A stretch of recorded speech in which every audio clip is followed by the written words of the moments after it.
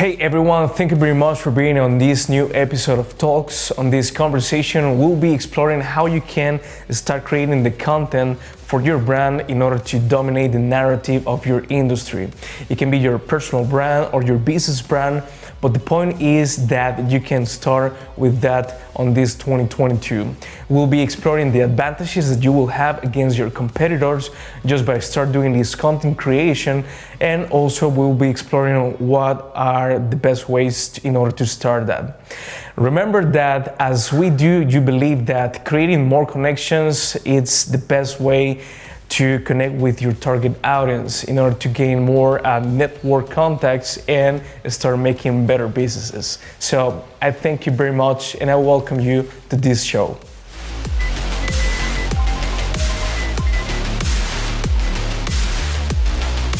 Oscar Argueta is a business administrator with a master's degree on this area. He is currently the managing partner and branding consultant at Business, Performance and Strategy. And also he is the marketing director at Crater Multimedia Sparkhouse. His consultancy agency gives assistance to international companies on different industries. They provide important assistance on areas like branding, digital marketing, business analysis, and strategic content creation. On the other hand, through his company Crater Multimedia Sparkhouse, he helps companies to execute on their communicational strategies by producing some of their video and audio content. He's a visionary man that has led in the past 2 companies as their marketing director into achieving their goals consecutively between 2009 and 2019. He believes that innovation and creativeness can be merged into amazing communicational strategies and jaw-dropping digital content to propel any business into a different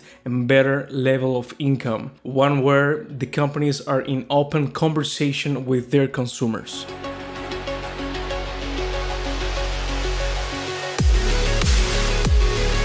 Thank you very much, Oscar, for attending to this invitation on this new conversation and talks.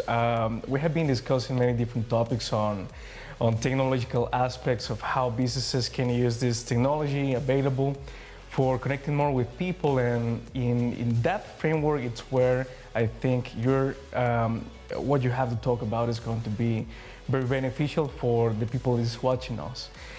Since you have a consultancy company and also you have an audio and video production company, but many people will see that there is a discrepancy between those two. So how you see the relationship between them? Yeah, that's a very good question. Probably everyone is gonna ask, but how is this gonna match, right?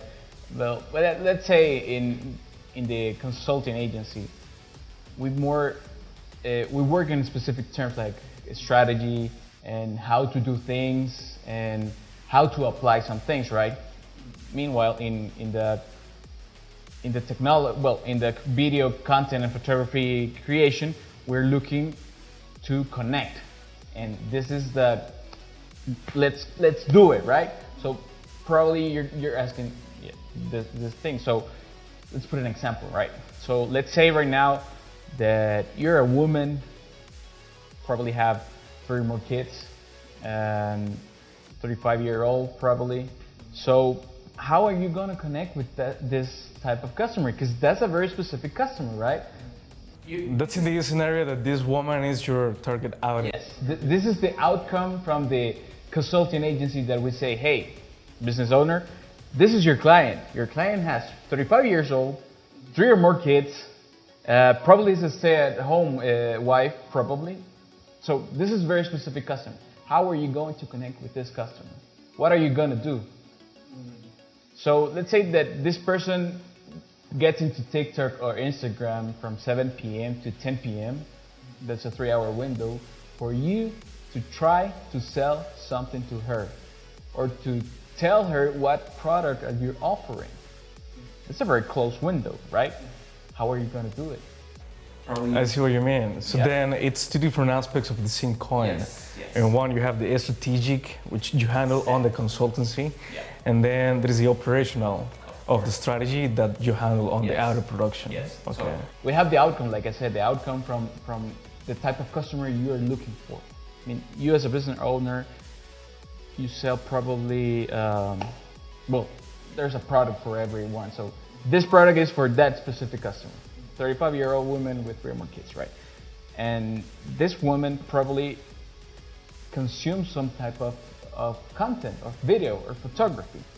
So there's where the content creator comes into play, because probably you're gonna need a video or a photo that needs to engage with this customer in 3 seconds or less. Okay. So how you do it, right? But now you will also see the relationship between the content that is being created and the branding, right? Yes. Because your consultancy agency also handles branding. Yes. How do you do that? Okay, so let's go to the same example again. So this you have the same objective, right? We're going to act in the video of a woman with the same issues that probably this woman has as a customer. She's a 35-year-old woman with 3 or more kids, and in the video you're gonna see that we have a solution for her, right? So we have 30 seconds or less because of the video, but 3 seconds or less to engage with this woman, right? So in this video you're gonna see a solution and not a sell for this woman, because nobody wants things to be sold. Yeah, nobody likes sales speech anymore. Nobody likes that. People are looking for solutions. People are looking for entertainment. And For entertainment, yes, yeah, I think that's a keyword. It's a keyword, right? So that's what they're looking for. And people, I mean, business owners don't understand that. Business owners, why aren't we selling? I mean, let's sell. It's not about selling. It's about connecting to people throughout a photo, through a video, through something. But let's connect with them and stop selling. All right. So now, what's this marketing consulting, and how companies can really benefit from it?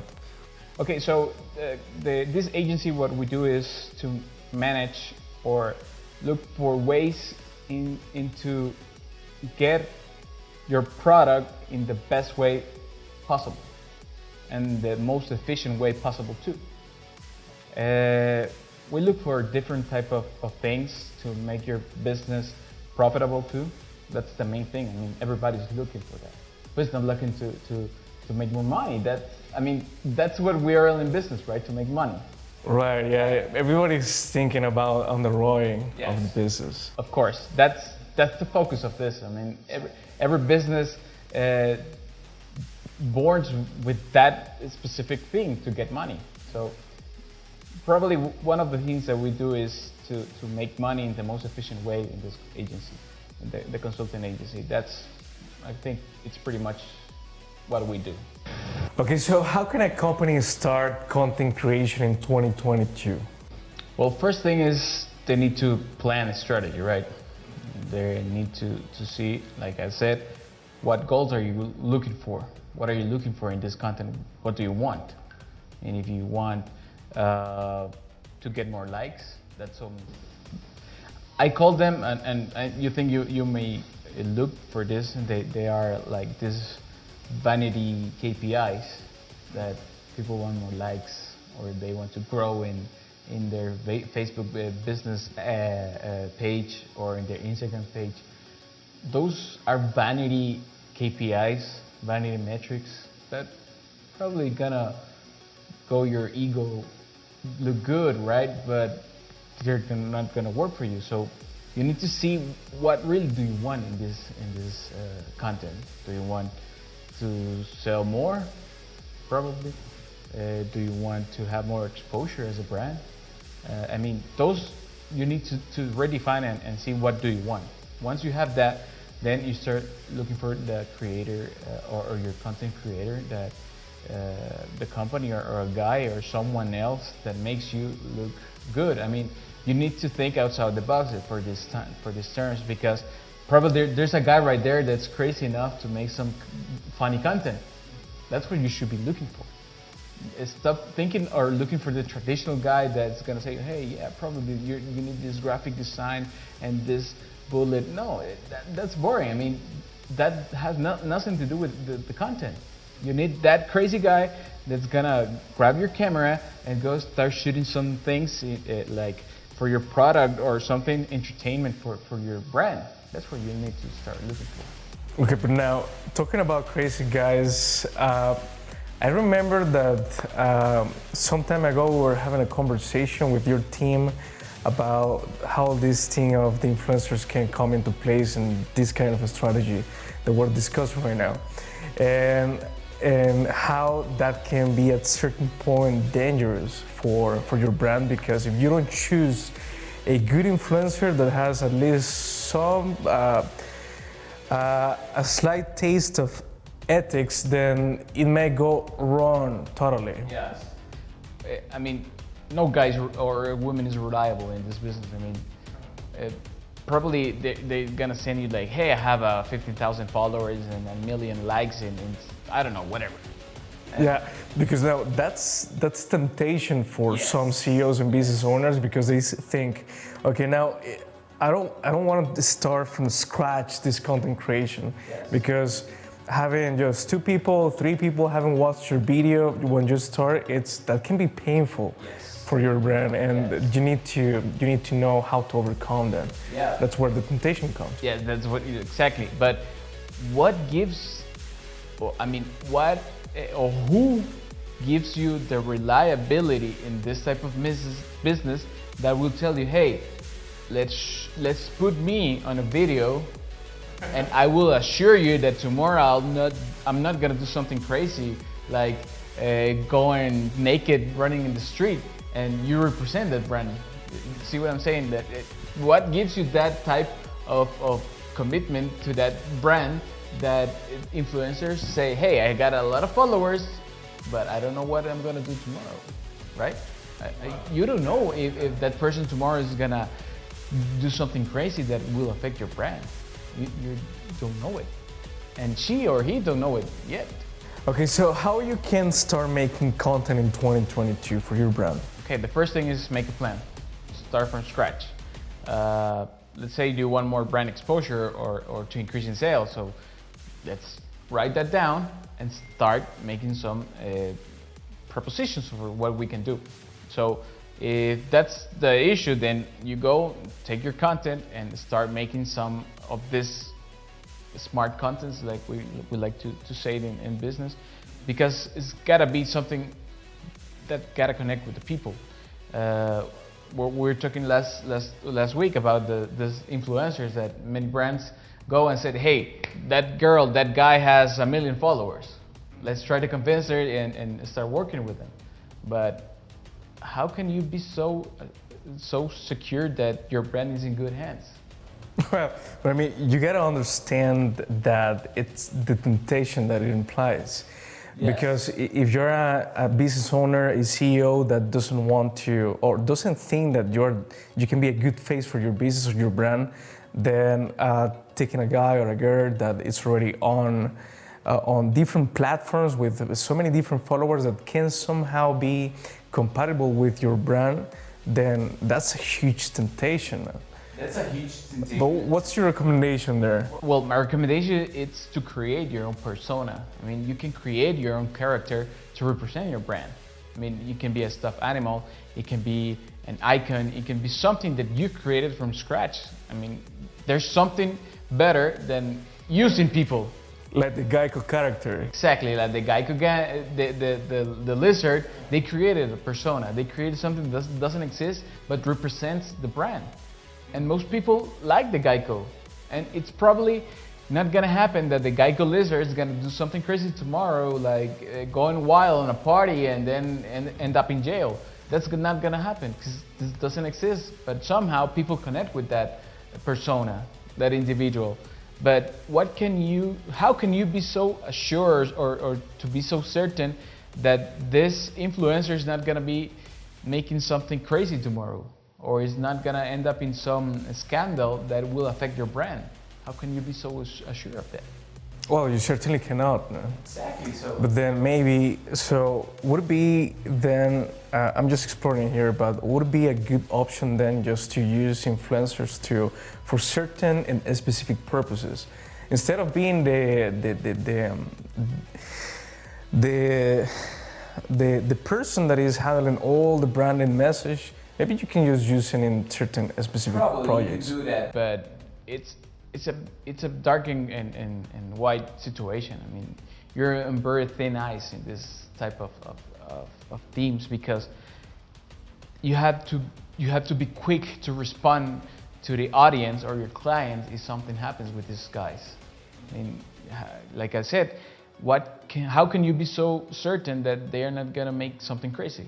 So when that happens, your communication team or you as a CEO, you need to have a rapid response on how to react with these guys. So for me, it's a lot of work, because you have to be plan A, plan B, plan C. If it doesn't work, or if they do something, you have to have a plan into reaction. How can you be so certain that they're not gonna make something crazy, right? So you have to be fast on your reaction if they do something crazy. And so for me, that's a lot of effort. I mean, you have to do a lot of things just to trust your brand to one single person, because it has a lot of followers. And I'm gonna say this, I'm against the influencers, because at the end they charge you a lot of money for something that probably is not gonna be interesting for the type of person or the type of client you're looking for. Okay, unless you are your own influencer for your own brand. Yes, unless you have a brand ambassador that you created and you're paying and you create that character. I mean, it can be a person, right? But it has to be a character. For me, it has to be a character no matter what, because you can't control a person's instincts. You cannot control a person's That's what you mean. Then it's more like, even if it is an influencer, then that influencer needs to be in a character when it works with your brand. Yes. Because your brand, it's going to be somehow aligned with that person, and you need to control that character narrative. Exactly. Because you cannot control a person, that's for certain. But you can control a persona, a character, or a stuffed animal, or something like that, a toy. You can control that, and you can you can represent that person or that icon into your brand. You can put that on a brand, but you cannot put that on a person. That's probably what I'm looking for in something that the content needs to be done, or how it should be done, instead of using an influencer. All right, so my last question for you, Oscar, it's more about how you can handle this budget situation. There are so many different companies that in the US that maybe they don't have the enough amount of budget that is needed in order to create this content and be constant on doing it in all the different platforms that there are. So is Nearshore services an option? What do you think about that, and what do you think is the benefits and the pros and cons of them? Well, Nearshore services, it's a very profitable business for us, and it's very, very good for companies like in the US, looking for companies here like in Central America, because we have the technologies, we have the people, and I mean, we're connected right now. I mean, we're in 2022 and things are much easier to communicate. I mean, you have a 1 meet away or 1 Zoom away from whatever you want to say, or you're WeTransfer.com, right? We use a lot of that. So you are just 1 click away from sending your material to the company. So for companies in the US, I think that, like you said, they don't have the budget to have expensive productions in the US. They can make it right here. I mean, there's a lot of things that we can do in post-production or in editing that can assure you that the customer will notice that you film, or that you have a photography from El Salvador or from whatever place in Central America. There's nothing really that will say, hey, this is not the US. That's not anymore. It doesn't work like that anymore. Well, there's exactly the point where the magic of audio and video production comes into place, yes, right? Yes. Mm-hmm. I mean, it's understanding what you want. So what you want is, hey, I want this ad to be like if you shoot it in Boston, for example. I mean, we can recreate Boston. It's not that hard. There's magic in cinema and editing, so we can do that. I mean, there's nothing that can be done right now with the technology we have, because it's global and it's right there. It's for everyone. I mean, it's not like only for the US, right? I mean, you have this all type of apps and editing and software and equipment that it's just right there for everyone just to buy it and start working with it. So it's not that hard to recreate a scenario from the US or from Europe or from Asia. I mean, we are so global right now that we have the people. If you want some like actors, like Asian actors and European actors, and I mean, we have that people. We have done ads for Europe and from the US, and we shoot it right here in El Salvador, and there's no difference. Yeah, and even if you have to travel with the people to, let's say there is an a specific shoot that cannot be recreated here, then it will also have a better price. Yes. Than for guys right there in the USA, for you, it's gotta be cheaper to shoot right here. For certain. I mean, global economy right now, it's crazy. I mean, you can have anything from anywhere. Yeah, so yeah, you should try it.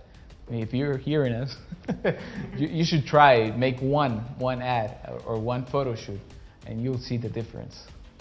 Okay, well, it's very nice having you here. Thank you very much for taking the time and on this conversation. And I would like to give you a chance for a last words of wisdom for the audience. Okay. Anything that you want to give them in advice based on your expertise. Yeah, well, I think we start this conversation with that, and I told you this, that we gotta stop selling. I mean, no one in 2022 is looking for you to sell, because we have, like, everywhere we go, people are trying to sell you something. Hey, look at the service, look what I'm doing, I have this new equipment. I mean, we are so full of it that we are not looking anymore for that type of services. So stop selling and connect with your people, connect with your customer. Stop selling to your customers. Start connecting with them. That will turn into a sale, probably into a fan. So I think it's gonna work for everyone, because these generations are looking for something or someone that understands them.